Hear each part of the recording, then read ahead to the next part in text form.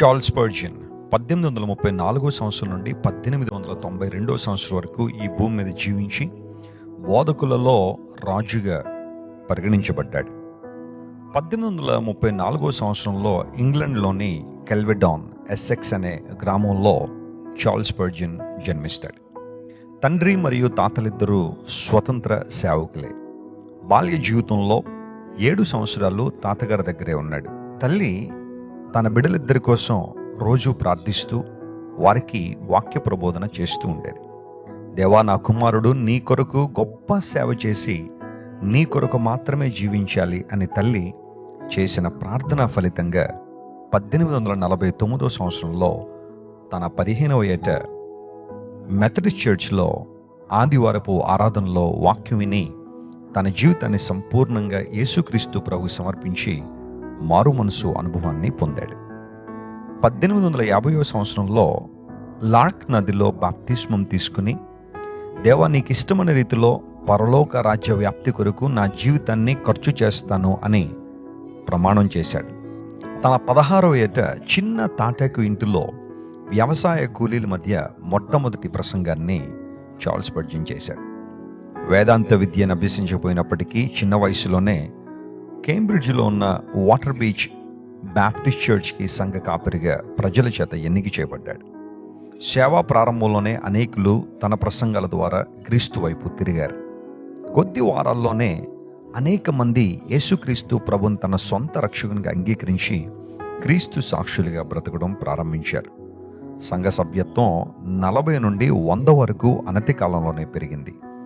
ఆ తరువాత New York street Baptist church పాస్టర్గా ఉండుటకు పిలువబడ్డాడు.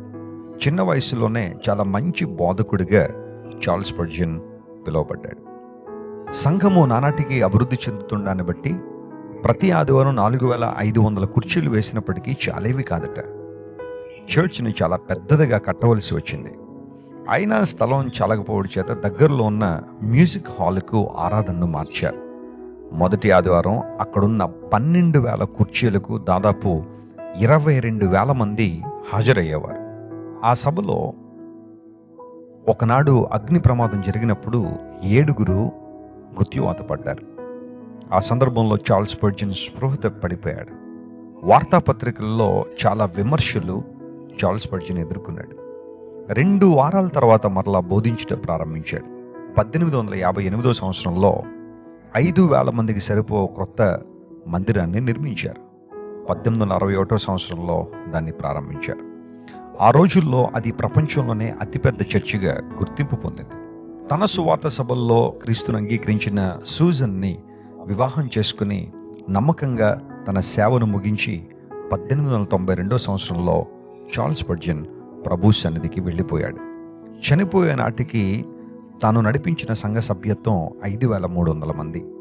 స్పర్జన్ చనిపోయిన 6 సంవత్సరాల తర్వాత పెద్ద అగ్ని ప్రమాదంలో తాను కట్టించిన చర్చ్ కాలిపోయింది.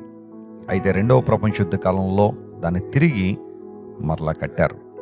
శని ఆదివారముల్లో ఆయన తయారు చేసిన ప్రసంగాలు సోమవారం పరిశీలించి గురువారం నాటికి పత్రికల్లో ప్రచురించబడేవి. ఇతర భాషల్లోనికి అనువాదం చేసి కూడా వాటిని ప్రచురించారు. 1917వ సంవత్సరం వరకు స్పర్జన్ ప్రసంగాలు ప్రచురించబడుతుండేవి. అప్పటికే అవి దాదాపు 10 కోట్ల కాపీలు అమ్ముడవుతుండేవి. ప్రపంచ ప్రఖ్యాతిగాంచిన ఒక పత్రికకు చార్ల్స్ స్పర్జన్ సంపాదకుడిగా ఉండేవాడు. గొప్ప రచయితగా పేరు పొందాడు. తన జీవిత కాలంలో అనాథాశ్రమాలను మరియు పాస్టర్స్ ట్రైనింగ్ సెంటర్స్ని స్థాపించాడు. స్పర్జన్ జూన్ 7వ తారీఖు 1891న మెట్రోపాలిటన్ టాబర్నికల్ వద్ద తన చివరి ఉపన్యాసాన్ని చేశాడు. 1892 జనవరి 31న ఫ్రాన్స్లో ఆరోగ్యం క్షీణించి స్పర్జన్ మరణించాడు. దేవుని వాక్యాన్ని బోధించడంలో, ప్రభు మాటలు స్పష్టమైన విధానంలో అందరికీ అందించడంలో చార్ల్స్ స్పర్జన్ సఫలతను సాధించి ఈనాటి బోధకులు అనేక మందికి మాదిరికరంగా ఉన్నాడు.